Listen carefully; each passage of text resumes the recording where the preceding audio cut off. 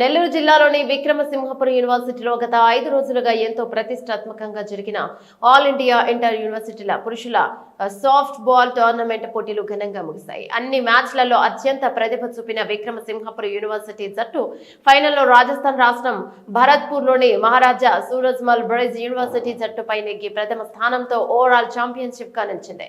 3వ స్థానంలో కేరళలోని యూనివర్సిటీ ఆఫ్ కాలికట్, 4వ స్థానంలో మహారాష్ట్రలోని సంత్ గాడ్కే బాబా యూనివర్సిటీతో అమరావతి యూనివర్సిటీ జట్లు నిలిచాయి. ఈ 4 జట్లకు ట్రోఫీలను ప్రతిభ చూపిన క్రీడాకారులకు మెడల్స్ ను కార్యక్రమానికి ముఖ్య అతిథులుగా హాజరైన సర్వేపల్లి శాసనసభ్యులు శ్రీ సోమిరెడ్డి చంద్రమోహన్ రెడ్డి, కోవూరు శాసనసభ్యులు శ్రీమతి వేమిరెడ్డి ప్రశాంత్ రెడ్డి చేతుల మీదుగా యూనివర్సిటీ అధికారులు అందజేస్తారు. ఈ వేడుకలో యూనివర్సిటీ ప్రధాన ఆర్చ్ నిర్మాణానికి విపిఆర్ ఫౌండేషన్ తరపున 15 లక్షల విరాళం అందజేయనున్నట్లు ఎమ్మెల్యే శ్రీమతి వేమిరెడ్డి ప్రశాంత్ రెడ్డి ప్రకటించారు. జాతీయ రహదారిని ఆనుకుని యూనివర్సిటీ ప్రధాన ఆర్చ్ పనులు ఎంపీ వేమిరెడ్డి ప్రభాకర్ రెడ్డి అందజేసిన 58 లక్షల రూపాయలు ఎంపీ లాడ్స్ నిధులతో జరుగుతున్నాయని యూనివర్సిటీ అధికారులు తెలిపారు. ఇప్పుడు అందున 15 లక్షలతో ఇక శరవేగంగా పనులను పూర్తి చేస్తామని తెలిపారు. ట్రోఫీలు అందుకున్న 4 జట్లకు వరుసగా 40,000, 25,000, 20,000, 15,000 మొత్తంగా 1 లక్ష రూపాయల నగదు ప్రోత్సాహాలను సర్వేపల్లి శాసనసభ్యులు శ్రీ సోమిరెడ్డి చంద్రమోహన్ రెడ్డి ప్రకటించిన ట్రోఫీలతో పాటు క్రీడాకారులు అందజేశారు. కార్యక్రమంలో సాంస్కృతిక ప్రదర్శనలో భాగంగా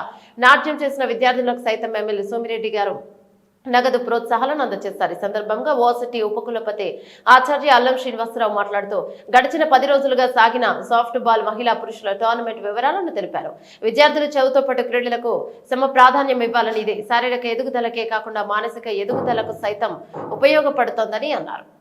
వైస్ ఛాన్సలర్ విక్రమసింహపురం యూనివర్సిటీ ప్రొఫెసర్ అల్లం శ్రీనివాసరావు గారు, ఆనరబుల్ ఎమ్మెల్యే కోవూరు శ్రీమతి వేమిరెడ్డి ప్రశాంత్ రెడ్డి గారు, ఆనరబుల్ రిజిస్ట్రార్ సునీత గారు, సిహెచ్ వెంకట్రాయలు సెక్రటరీ గారు, and my dear students, athletes and all the stakeholders who made this event a reality. It's a great honor to me to be here today as we conclude their prestigious inter-university softball tournament. This event has been a remarkable display of talent, perseverance and sportsmanship. Firstly, congratulations to all the participating teams.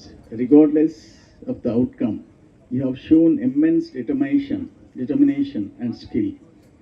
In the women's category,